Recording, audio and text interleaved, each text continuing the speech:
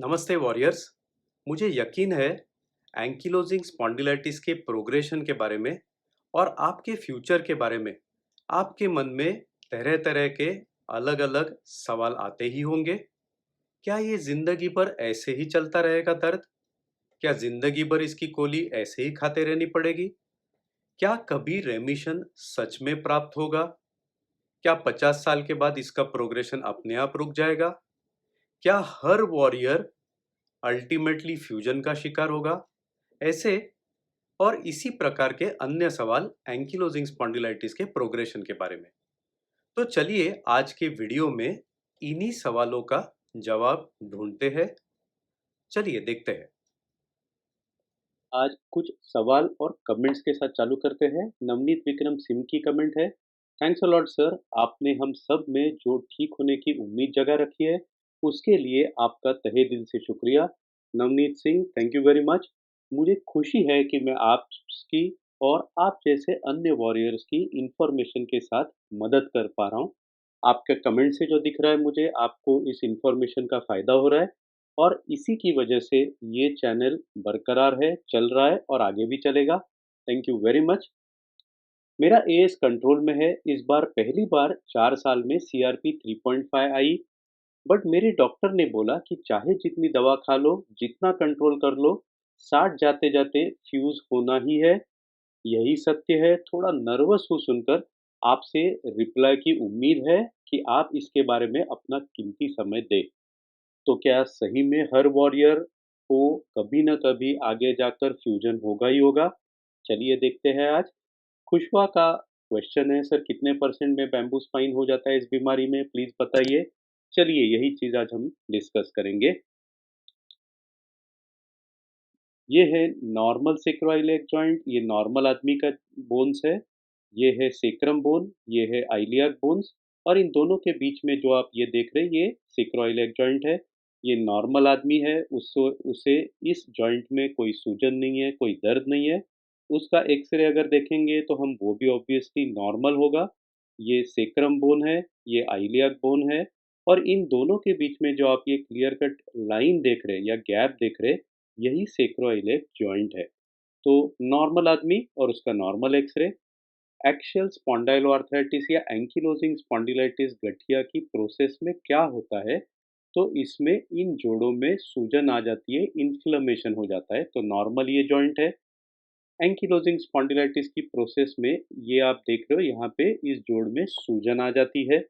अगर इसे कंट्रोल में नहीं किया जाता है तो धीरे-धीरे कुछ सालों के बाद यहाँ पे कैल्शियम डिपॉज़िट होने लगता है। जैसे आप यहाँ पे देख रहे हो ये इर्रेगुलर हो गया और आप यहाँ देख रहे हो कुछ न कुछ ये इर्रेगुलर डिपॉज़िट्स हो गए, तो ये कैल्शियम डिपॉज़िट होने लगता है और ये इसी प्रोसेस ये जैसा आगे बढ़ते जाएगा वैसे ये फ्यूजन में कन्वर्ट होता है।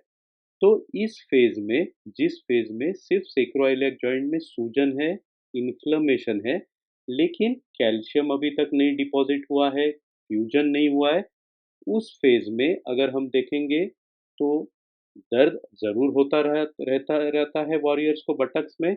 अगर उनका एमआरआई किया जाए, तो एमआरआई में इस जोड़ में सूजन ज़रूर दिखेगी जो है, लेकिन एक्स-रे में कुछ नहीं दिखेगा क्योंकि अभी तक कोई कैल्शियम डिपॉज़िट वहाँ हुआ नहीं है। तो इस फ़ेज़ को नॉन रेडियोग्राफिक एक्सियल स्पॉन्डाइलोआर्थराइटिस कहा जाता है।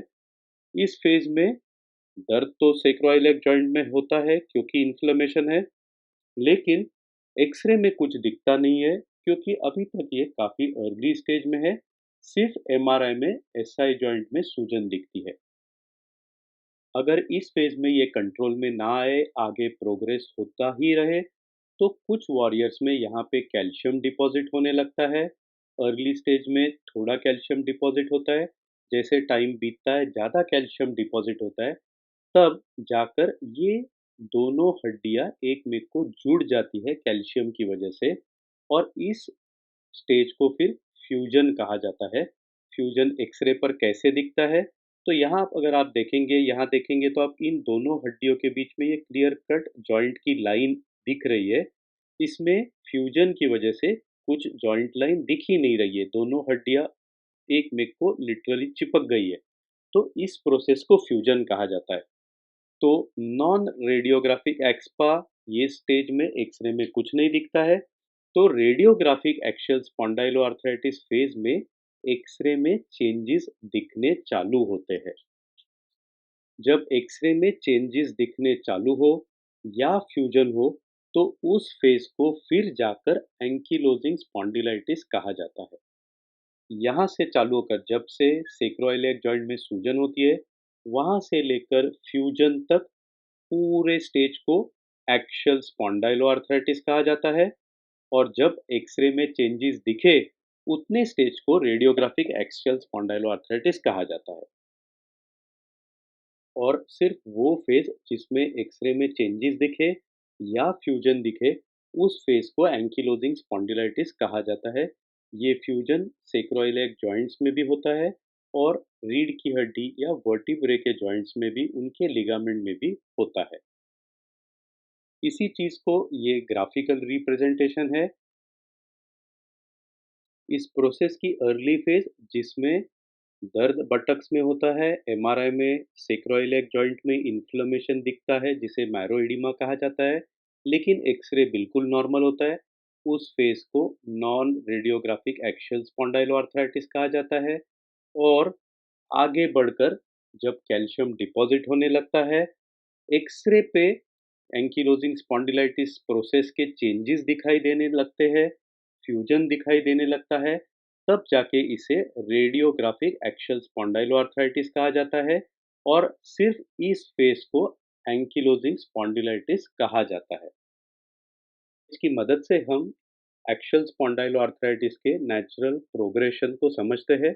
नेचुरल प्रोग्रेशन यानी ये बीमारी अगर दवा न दी जाए तो कैसे प्रोग्रेस होगी, उसे दर्शाती है। ये एक रिवर जैसे दिखाया गया है और नदी का बहाव पानी का बहाव जैसा है। आगे आगे जाते हुए ये इस बीमारी के प्रोग्रेशन को रिप्रेजेंट करता है। तो स्टार्टिंग होती है नॉन रेडियोग्राफिक एक्सियल स्पॉन्डाइलोआर्थराइटिस से, यानी दर्द है। एमआरआई में सेक्रोइलियक जॉइंट में इन्फ्लेमेशन है, लेकिन एक्सरे बिल्कुल नॉर्मल है। इसमें से जो वॉरियर्स है, उसमें से कुछ वॉरियर्स स्पॉन्टेनियस रेमिशन में चले जाते हैं। स्पॉन्टेनियस रेमिशन का मतलब है दवा या कुछ भी किए बिना अपने आप ये प्रोसेस ठीक हो जाता है, अपने आप गठिया रेमिशन में चला जाता है। तो कुछ वॉरियर्स स्पॉन्टेनियस रेमिशन में जाते हैं। यहाँ पे जब जैसा आप देख रहे हैं, कुछ वॉरियर्स क्वाइसेंट डिसीज एक्टिविटी इस फेज में जाते हैं। क्वाइसेंट डिसीज एक्टिविटी यानी एक्सियल स्पॉन्डाइलोआर्थराइटिस ठीक हो गया, रेमिशन में चला गया, काफ़ी दिन, काफ़ी महीने, काफ़ी साल तक रेमिशन में रहा। और कभी-कभी इसमें से कुछ वॉरियर्स वापस उनकी बीमारी एक्टिव हो जाती है। तो ये ग्रुप उन वॉरियर्स को दर्शाता है जिनकी जो बीमारी है, आर्थराइटिस है, वो पूरी तरह से ठीक हो जाता है। 3 साल, 5 साल, 6 साल बिल्कुल ठीक रहते हैं और बाद में आगे जाके वापस एक्टिव हो जाता है। तो ये उस ग्रुप को दर्शाता है। बाकी वॉरियर्स में जैसे बीमारी आगे बढ़ती है, जो आप यहाँ देख रहे हैं, कुछ वॉरियर्स में ये उसी फेज में रहती है, नॉन रेडियोग्राफिक एक्सियल स्पॉन्डाइलोआर्थराइटिस, यानी उनमें दर्द होते रहता है, उनमें एमआरआई करेंगे तो इन्फ्लेमेशन ज़रूर दिखता है, लेकिन उनमें एक्सरे हमेशा नॉर्मल आते हैं, उनमें फ्यूजन का प्रोसेस नहीं होता है, उनमें कैल्शियम डिपोजिशन का प्रोसेस नहीं होता है। तो वो नॉन रेडियोग्राफिक एक्सियल स्पॉन्डाइलोआर्थराइटिस के फेज में ही कंटिन्यू होते हैं। इनके साथ-साथ कुछ वॉरियर्स आगे प्रोग्रेस होते हैं, वो फ्यूजन के फेज में चले जाते हैं या कैल्शियम डिपोजिशन के फेज में चले जाते हैं। अब उन वॉरियर्स में भी 2 बाइफरकेशंस है जो आप यहाँ देख रहे हैं। एक non progressive ankylosing spondylitis, non progressive ankylosing spondylitis यानी उनमें कैल्शियम डिपॉजिट हुआ है, फ्यूजन का प्रोसेस हुआ है, लेकिन बीमारी जो है वो क्वाइट है, बीमारी ज़्यादा एक्टिव नहीं है, तो वो प्रोग्रेस नहीं हो रहे, लेकिन ऑलरेडी एंकिलोजिंग स्पॉन्डिलाइटिस फ्यूजन के फेज में है। तो ये काफ़ी सारे वॉरियर्स इस फेज में रहते हैं और माइनॉरिटी वॉरियर्स ये सीवियर एएस के फेज में जाते हैं। सीवियर एएस यानी फ्यूजन है, एंकिलोजिंग स्पॉन्डिलाइटिस है और वो भी over a period of time progress हो रहा है। मैं आप सभी को याद दिलाना चाहूँगा कि ये पूरा diagram natural progression of disease का है, यानी बिना दवा के डिसीज़ कैसा प्रोग्रेस होता है ये है। दवा के साथ हर फ़ेज़ से आप जितने फ़ेज़ेज़ देखेंगे, हर फ़ेज़ से काफ़ी सारे वॉरियर्स रेमिशन में चले जाते हैं। तो जो स्टार्टिंग के क्वेश्चन देखे में हमने, क्या ये ऐसा ही ज़िंदगी भर चलता रहेगा? डेफ़िनेटली नहीं। क्या रेमिशन सच में पॉसिबल है? हाँ, ज़रूर है। नेचुरल स्पॉन्टेनियस रेमिशन भी होता है और दवा के साथ में भी रेमिशन होता है। क्या हर वॉरियर को फ्यूजन होगा? नहीं, हर वॉरियर को डेफ़िनेटली फ्यूजन नहीं होता है, जैसा आप इसमें देख रहे हैं। और क्या 50 साल के बाद उम्र के साथ-साथ अपने आप एंकिलोजिंग स्पॉन्डिलाइटिस का प्रोग्रेशन बंद होता है? ऐसा नेसेसरी नहीं है, दवा, एक्सरसाइज़ के साथ इसका रेमिशन हम डेफ़िनेटली पॉसिबल कर सकते हैं। धन्यवाद वॉरियर्स आज हमसे जुड़ने के लिए।